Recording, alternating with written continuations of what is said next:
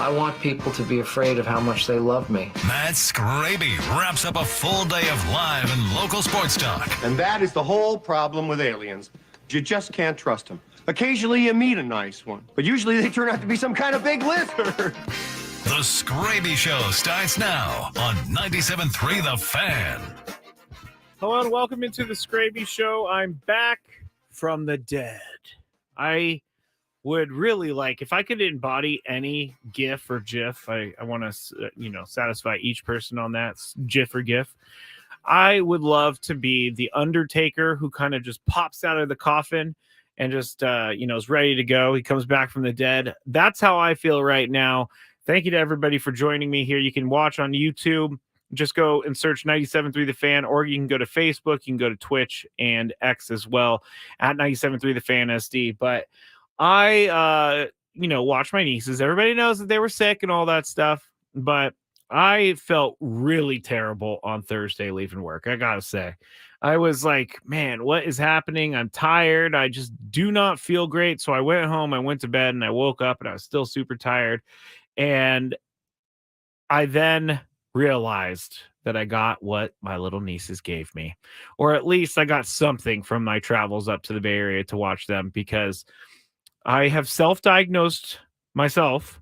And if you are like me, you like to know what's going on with you. So I Googled the symptoms, and I was basically Googling, like, I feel like I have the flu, but I don't feel bad kind of thing.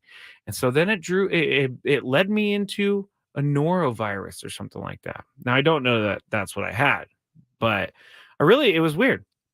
Felt like my body felt like I had the flu, but I didn't feel terrible. It was the weirdest thing in the world. So anyway, I am back from the dead. And yes, Annabelle, popping out of a coffin like the Undertaker. It's the best. It's the best. It's my favorite one in the entire world. And maybe one day I can recreate it. One of the things I think I probably do that stresses myself out most is putting a lot of pressure on myself. So I am not comparing myself to a professional athlete. I'm not. I promise you. But I like to post just like Manny Machado does. And it was really tough to take Friday off. I was like, Adam, I can come in. I could do the Skraby Show. I could do all this. I could do all that. And Adam said, no, you're not feeling good. You could just stay at home. But I said, just put my chair in a kiddie pool or something and I'll get this going. No, I didn't actually say that. Everybody was very understanding, but I do like to post.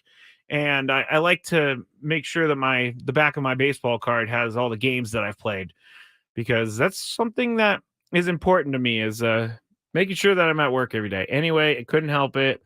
I'm back. Thank you to everyone who reached out and said some nice things to me over the Friday. And I hope Sammy Lev and Adam and Tony took care of you. So that's all I'll say about that. And we get into this. It's time to get caught up on the latest with the news of the day. All right. Thank you, Maria. I'm glad to be back. Annabelle says norovirus is the one time she ever called in sick as a pastry chef to work. So dang. Castro says Skraby time. All right. I am lit. I am not lit, but I am shot out of a cannon right now, ready to get into the news of the day. And the first news story is actually going to be, we're going to talk about the Padres game here in the second segment. But the first news story, one half of the Swiftie family has retired. Jason Kelsey has retired, and here is how it sounded earlier today. So this all brings us here to today, where I announce that I am retiring.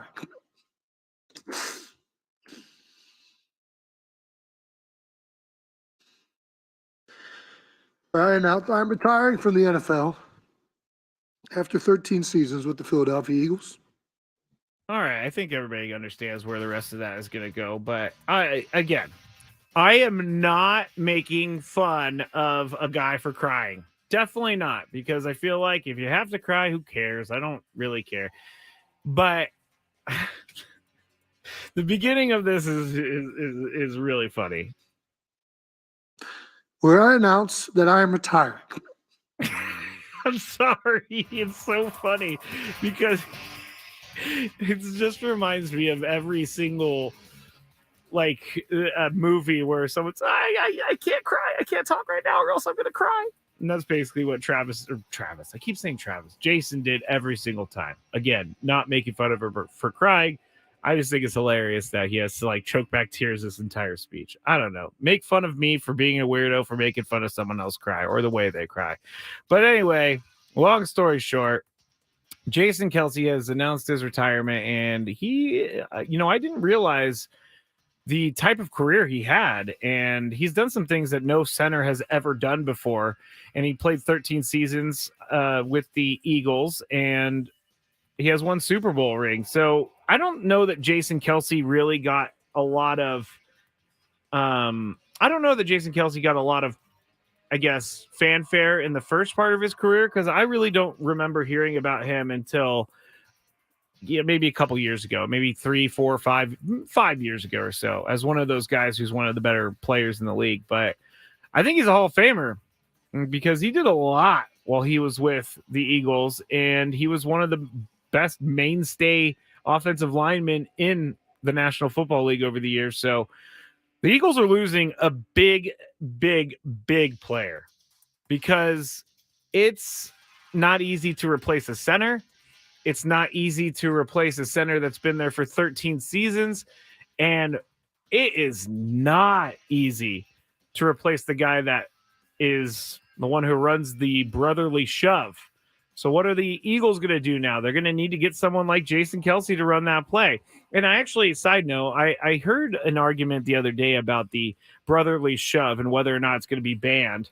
And the brotherly shove, they were saying this, and it made sense to me, but because the Eagles didn't go to the Super Bowl, because the Eagles didn't go deep into the playoffs using the brotherly shove as a huge part of their arsenal, that people are kind of, forgotten about it, forgotten how annoying it was, and forgot how many times the Eagles converted that. But it was a good argument because it's true. Will it be as top of mind for people this year when they go and vote on those things? And I know that those guys don't forget, but it didn't impact the playoffs. It didn't impact the remainder of the regular season. So I think the tush push, the brotherly shove is going to stay in the NFL for at least one more season. Let's see how they can do it without Travis. Gosh, Jason Kelce. I don't even mean to do that, and I keep doing it. Too much Kelce on the brain. The second news story is Matt Chapman is signing with the Giants, 3 years, $54 million. He reunites with Bo Mel in San Francisco when Bo Mel was the manager for the A's, and Matt Chapman played there under him. So they have lots of familiarity. Now, I said this earlier, and I've said this for the last couple of weeks, but I don't really know what the Giants are doing in the way of putting together a cohesive team that seems to mesh well. And believe me, we have talked all about the meshing here in San Diego. We talked about all of the meshing last year. And I have a feeling that the Giants are going to go through that meshing this year. So Bo Mel is going to get back-to-back meshing years. But I feel like the Giants are just spending money just to spend money. Talking to some of my friends up there and talking to some of the people that are living up in that area last week, 2 weeks ago, there was a lot of anger that the Giants haven't done anything recently to make their team a lot better. They went after the Aaron Judge, the Carlos Correa. We've talked about all that. Shohei Ohtani, all of that we've talked about.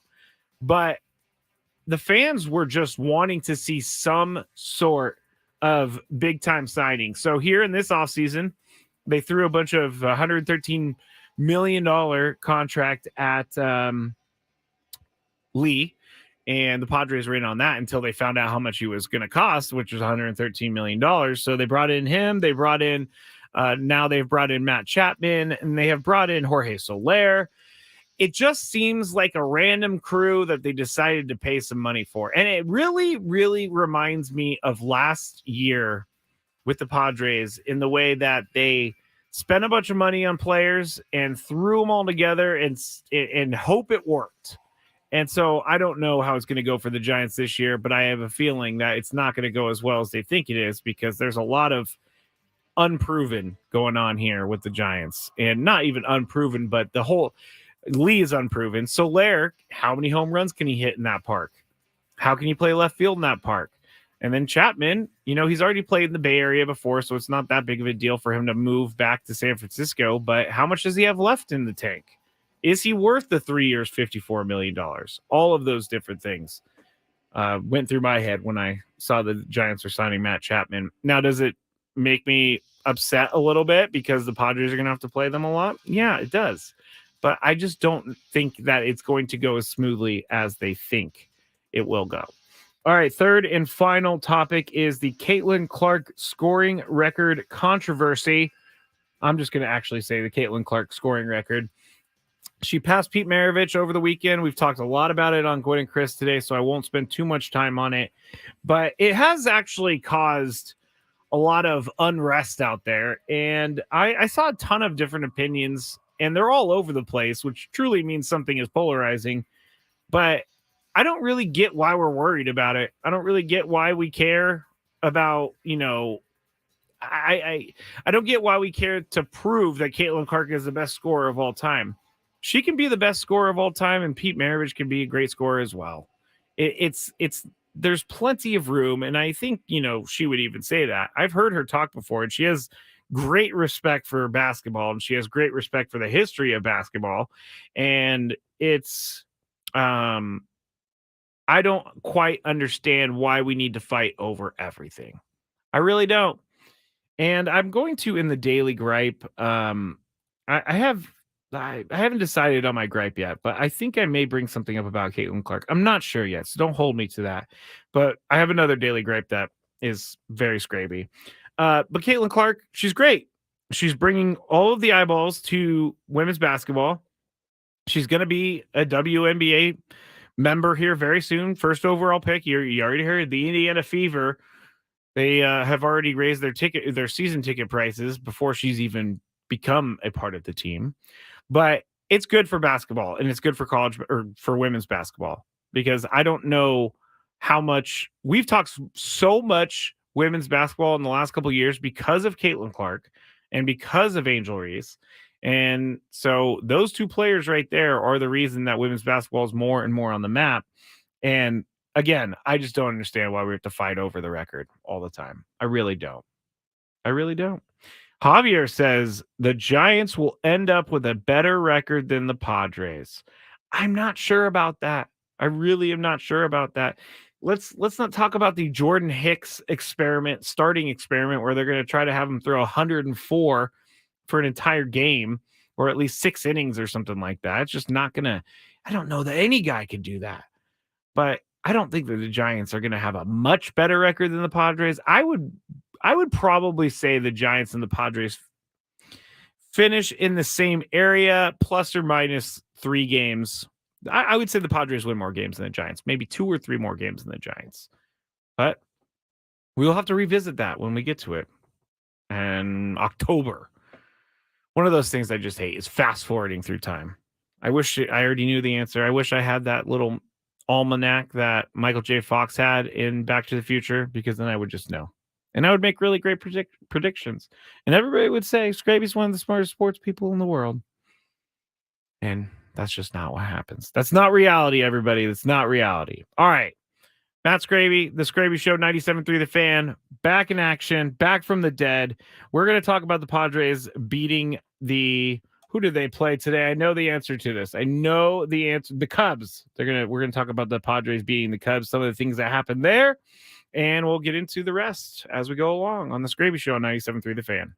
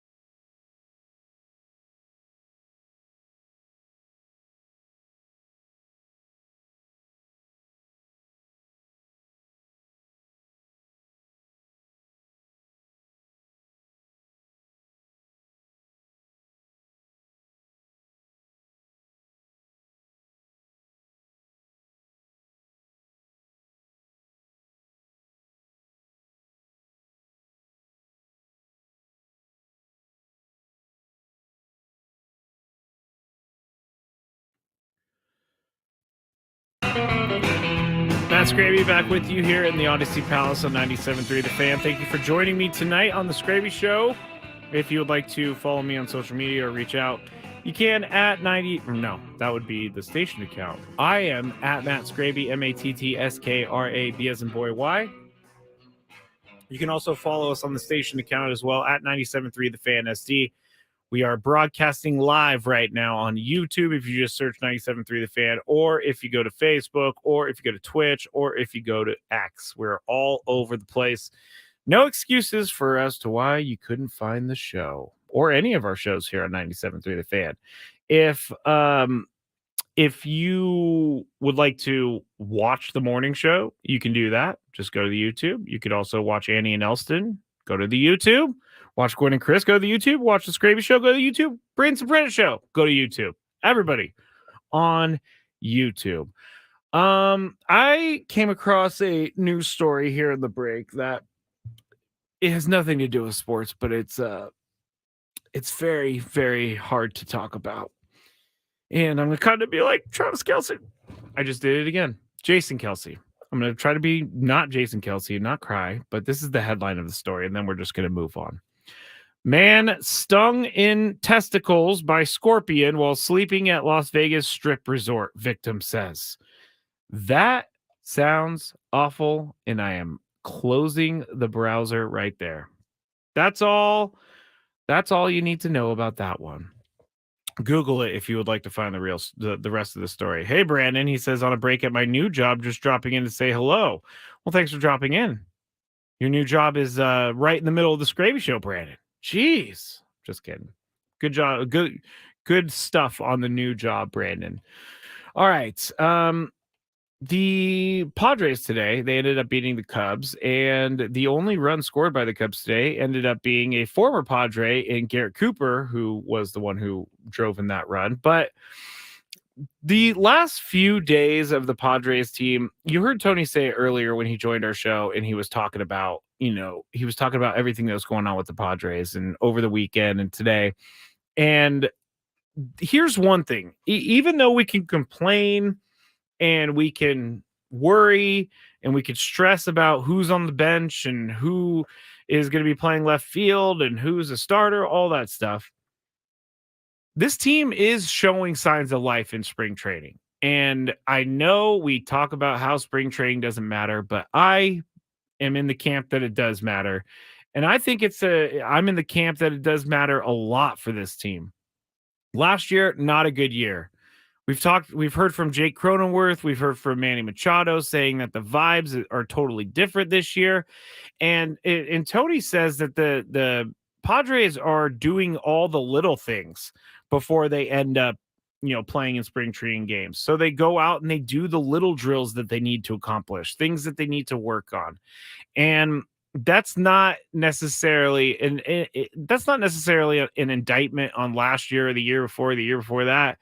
It's just, I feel like they're trying something new, which is go back to the basics, have fun and actually work on those little things. Because you could say you're going to work on the little things, but if you're not working on the little things, it's going to be pretty apparent to everyone else because we're all going to see it and the results aren't going to be there.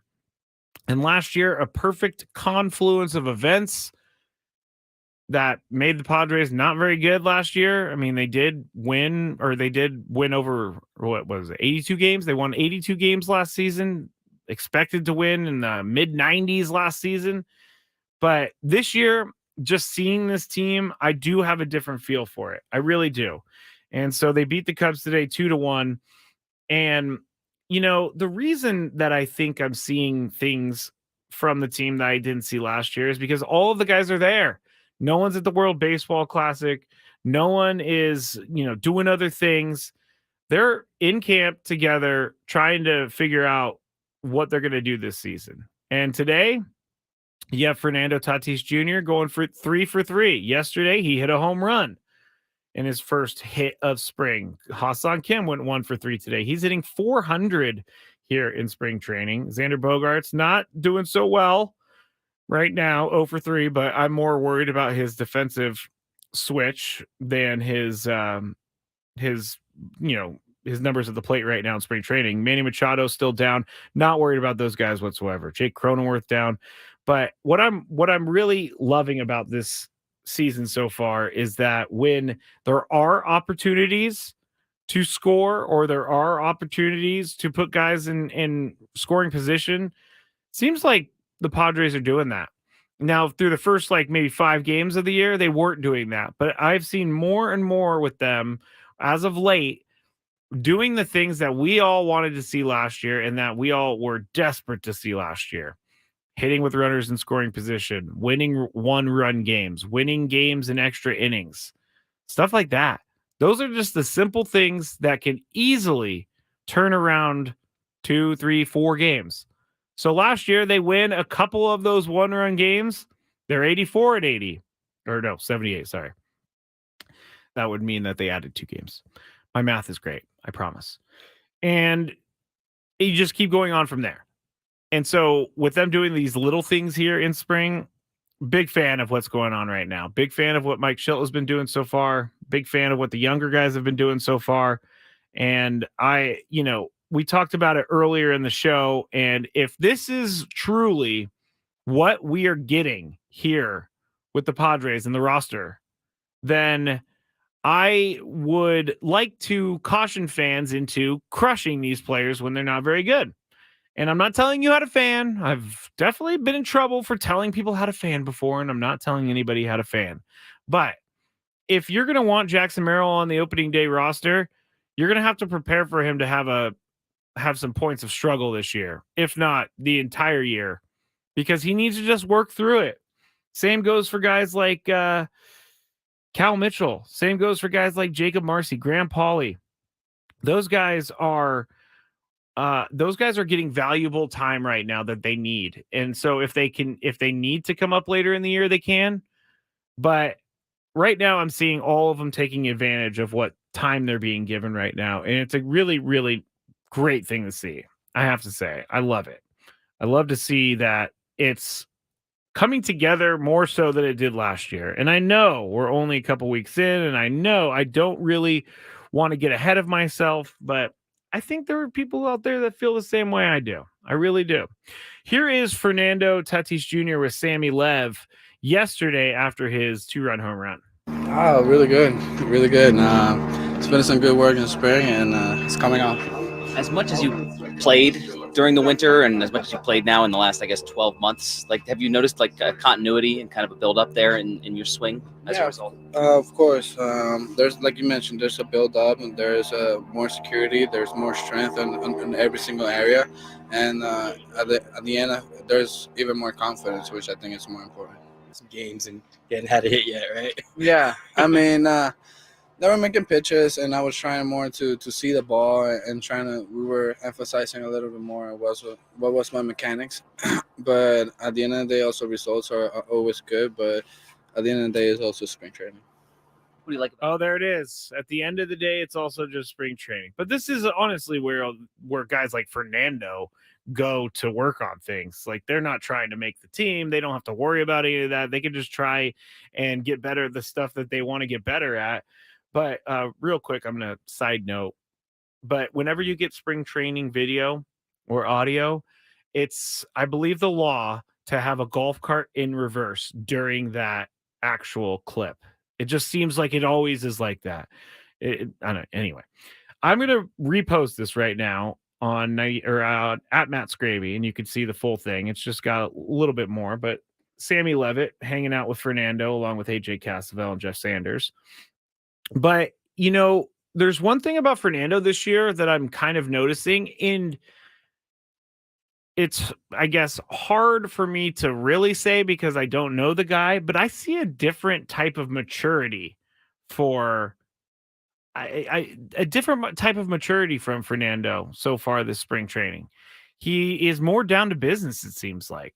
And this is the Fernando Tatis Jr. I think the Padres knew that he would become, and he still's got to go out there and have a great year, which I fully believe that he's going to have a fantastic year. But this is the guy I think that they wanted to see when they signed him to that big deal. They wanted to see him taking the reins or what's the phrase? I'm always forgetting phrases live on the air, and then I have it as soon as I go to break.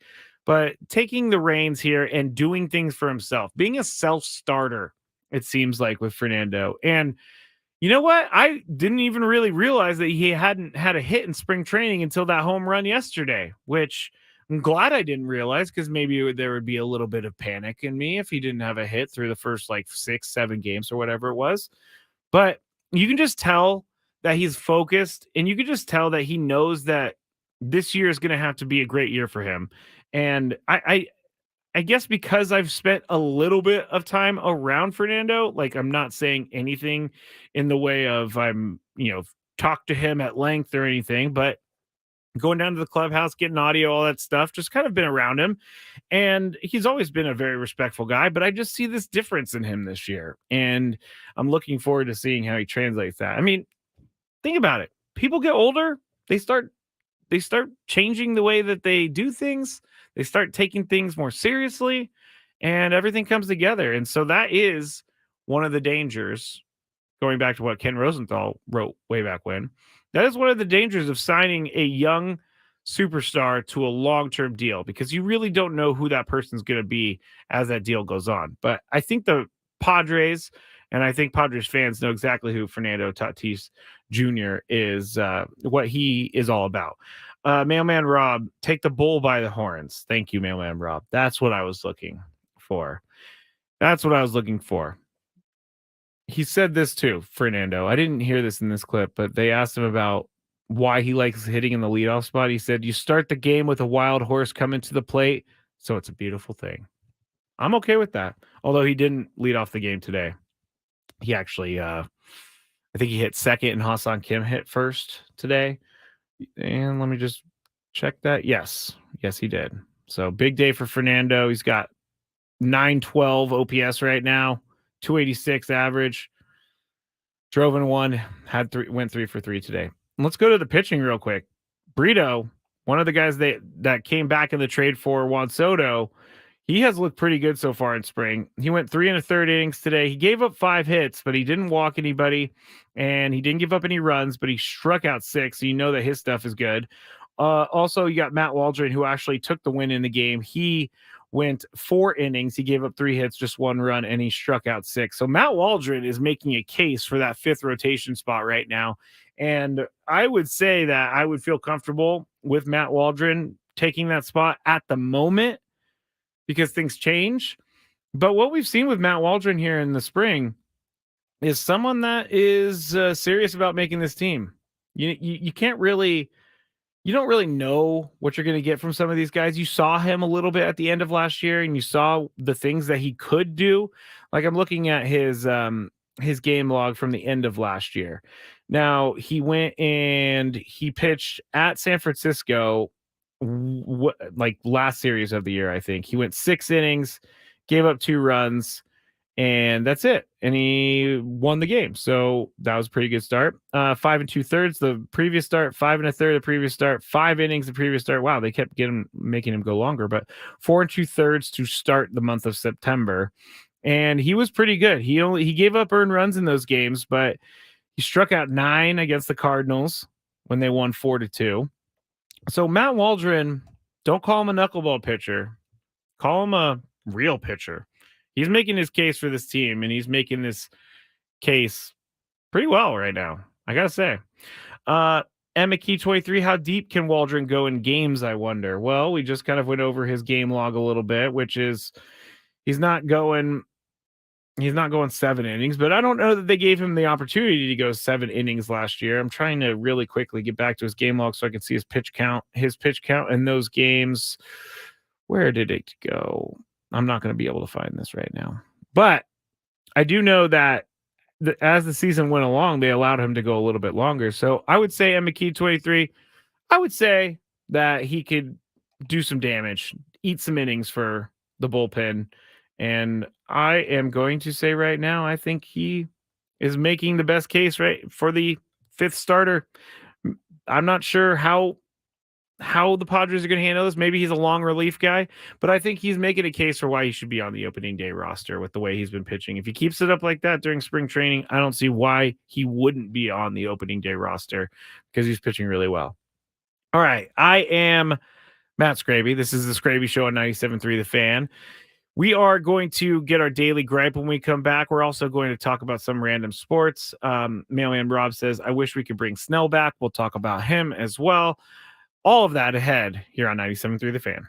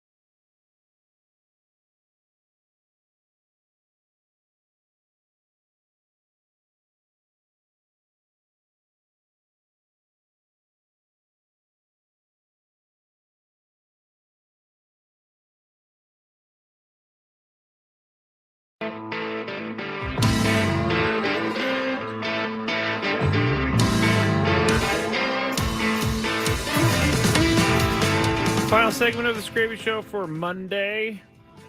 This is when I always say, "Oh man, this show goes too fast." That's what I usually say because it does. Already to the final segment.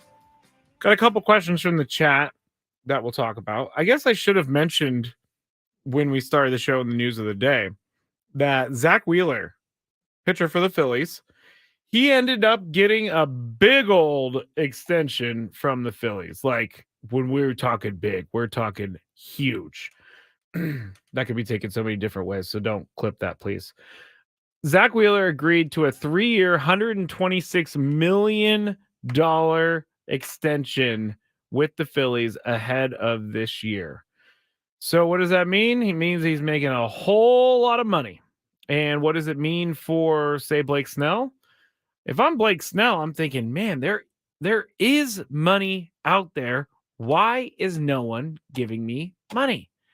And I can tell you why it was probably easier for the Phillies to give Zach Wheeler money than it would be for a free agent or for a team to give free agent Blake Snell money. Number one, the Phillies know exactly what he's all about. They've had him with them since 2020 now. He started, I believe he was drafted. Yeah, he was drafted by the Giants, and then he was traded, I think, to the Mets when the Giants wanted Carlos Beltran, and they got him back in a trade. So bad trade for the Giants there because Zach Wheeler's still going. But anyway, he came to the Phillies in 2020, and basically, if you are going to throw him out there, he's going to get at least 25 starts. Now, he only had 11 in the 2020 season, but that's because of the 2020 season. But in 2021, he had 32 starts. 2022, he had 26 starts. 2023, he had 32 starts. And in each of those years, over the last, I would say, let's see, with his time with the Phillies, he has been pretty unstoppable for them. We've seen him here in San Diego do great things against the Padres, mainly in the playoffs. But his Phillies numbers, he has a 3.06 ERA. He started 101 games. He's 43-25. In the last 3 seasons alone, he's won over 10 games in each of those seasons. He's pitched over 150 innings in each of those seasons. So basically what I'm trying to say here is that Zach Wheeler, if there was someone who was going to get an extension like this, I think that I think that he's probably a safe bet. I mean, there's not many extensions out there, 3 years, $126 million, that would be safe bets. But Zach Wheeler seems as steady as they come, and he has been, and we've seen that many a times. Now, is he better than Blake Snell? I think I thought about this during the break, and I didn't know what my answer was, and so I'm going to work it out right here. But I think because of what Blake Snell did in the years surrounding last year, I think that is the reason that I would say right now that Zach Wheeler is a better pitcher. Now, is it crazy to say that? Not really, but it is crazy to say that after he comes off of winning the Cy Young, Blake Snell.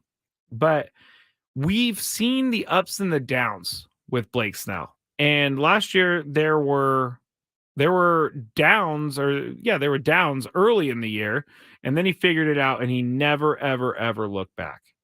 And so last year I think we all kind of felt the same thing, which was, when is this string of great luck going to end? And it wasn't because Blake Snell's not a good pitcher. It's just because that's what baseball is. And also that's what that's also what let me start that over, because that's what baseball is, and Blake Snell is all over the place. So when he's locked in, he's nasty, yes, but that's what Junior said on the chat. I just don't know that we're going to get the same consistent Blake Snell year over year for the next 4 or 5 years. I really don't. And that has nothing to do with his pitching ability, because obviously he's really good. And he has been really good. He's won 2 Cy Youngs, one in the AL, one in the NL. But I just can't predict where this year's going to go. I really can't predict where this year's going to go. And right now it's going nowhere for Blake Snell because he's still sitting at home. And if you missed it, Tony said that he had been texting with Blake Snell a little bit, tried to get him on the show, or I tried to get him on the show. Tony said he didn't ask about it yet, but he was saying that Blake Snell seems like there's no worries right now. And for someone like Blake Snell, he's pretty laid back. I could see why there would be no worries. I just think that some of the walks to worry teams, I'm sure. He led the league in walks last year, and then he ended up not giving up many of those runs, so his ERA was low. It was one of the craziest statistical anomalies in baseball, people tell you. People told me. So that is what makes me nervous. Which Blake Snell is going to be the Blake Snell for the rest of his career, or at least for this next year? Chance via Lobos, I hope I said that right, says Snell is nasty. His command is of concern, especially if you're getting him right now. He's going to be hard to understand him. Starting off hot this year in the first month or two. I don't even know if that's the case. I don't even know if he's just going to start hot and then tail off, or if he's going to be the guy that we saw last year for the rest of his career. That's the problem I think that he's running into, is that he wants money. This is all speculation, but he wants money because of what he's done in his career, and teams are not willing to pay him that money. They're willing to pay him money, but probably not the same amount as Zach Wheeler. Probably not. Scott Boras, or as Chris calls him, Scott Boros. Scott Boras, I'm going to keep saying this until someone proves me wrong, but it is that he is being played, or he's not being played. Tony thinks that he's going to be able to finish these contracts out. He's going to get his guys on a team, but we heard Kike Hernandez say collusion, not actually say collusion, but and I saw someone calling me dumb on the chat earlier. I can't remember, but I don't know why that is dumb. If you look at it, a lot of the guys that Scott Boras has are not on teams right now. And whether that's him holding out until he knows teams are going to pay up, I just think that teams are tired of dealing with Scott Boras and dealing with the exorbitant amount of money that they have to pay to get a player that's under his watch. And that's his job. He's doing his job to the best ability ever. I mean, Scott Boras is, you hire him, you get money, basically. But it's, I think that teams would like to stop working with Scott Boras. I think that teams would stop looking, or I think that teams will just want to maybe, how should I say this? They just maybe want to get the control back. Because right now they have zero control over Scott Boras clients. If Scott Boras wants them to pay a certain X amount of money, he's got that money in the last few years, mainly for a long time now. But is it wrong for teams to collude? Yes, it's wrong for teams to collude. And I'm not saying that's going on, but it feels like it. It really does. It really does feel like it. All right, you know what? We're going to go into this a little bit early today. What's annoying Skraby today? Let's find out. It's time for the Daily Gripe. And Brandon on the chat is saying, how many of those games did Gary Sanchez catch? I would have to go back and look, but yes, you're right, Brandon. Gary Sanchez caught a lot of those big games for Blake Snell last year, so who knows where he's going to do with that. We've done the personal catcher thing before, and I think the personal catcher thing is maybe all in our heads. Although Joe Musgrove, one time did I ask him, or one of us asked him about the personal catcher thing, and he said that there is something to it. So there you go. Gary Sanchez, I believe, is still with the Brewers.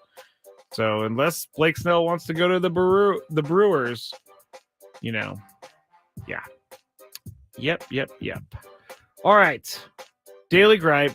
I'm going to start with a fun one, then I'm going to go into one that came from Caitlin Clark's record. So my real Daily Gripe is delivery drivers driving way too fast down streets. Like, I have a different Amazon driver driving down the street every 5 minutes. And we in the neighborhood have actually, unfortunately, and I'm just going to say it because it's the truth, and maybe someone's listening and thinks maybe I need to slow down, but we had a little puppy get hit years ago because someone was speeding down the street. But right now with the delivery drivers, they're just like, it doesn't matter what the speed limit is. They're just trying to get as many products as they have to deliver out. And so it is like trying to dodge and duck. I'm doing the dodgeball thing. Dodge, duck, dive. All of these Amazon drivers in the neighborhood. It's just a little much, I gotta say. Too much. All right, let's go to some of the other daily gripes that were actually submitted. But Mailman Rod says, daily gripe, people who come to a complete stop at a yellow light. Yes, that's very unfortunate. Complete stops at yellow lights do anger me. But also what Tony said earlier, people that go through the red light anger me as well. And McKee23 says, gripe from last Friday, people at the Costco gas station who clean out their entire car and block the center lane with their door while doing so. Yep, that would be pretty annoying for me as well. I am not a fan of people holding me up, and I know that I'm not very important or important at all, but I just don't get what goes through people's heads. Like, what makes you think that what you're doing is okay by holding your door open? I don't get it. I really don't get it. It's the craziest thing to me. Like the other day, I was driving in a gas station and this guy was just sitting in his car, taking up one of the pumps.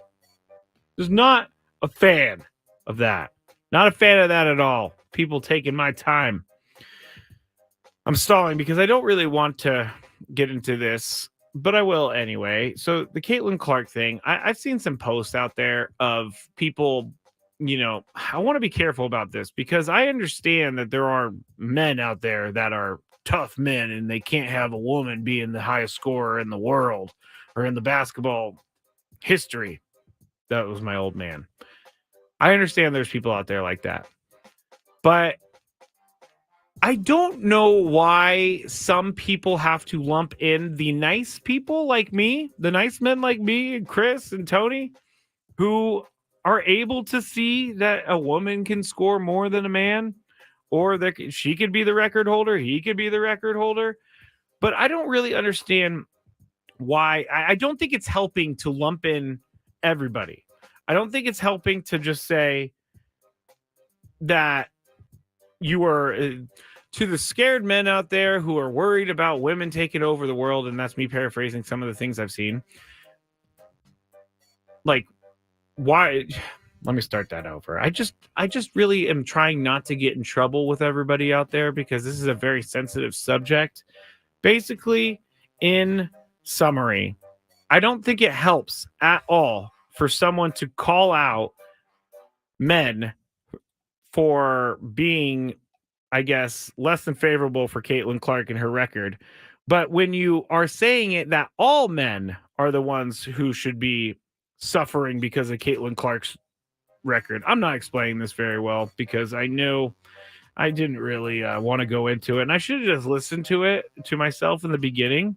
I think I should have just said, hey, Matt Skraby, why don't you, listen to that inner thing inside of you that says you probably don't need to talk about this because you're not ready to talk about it.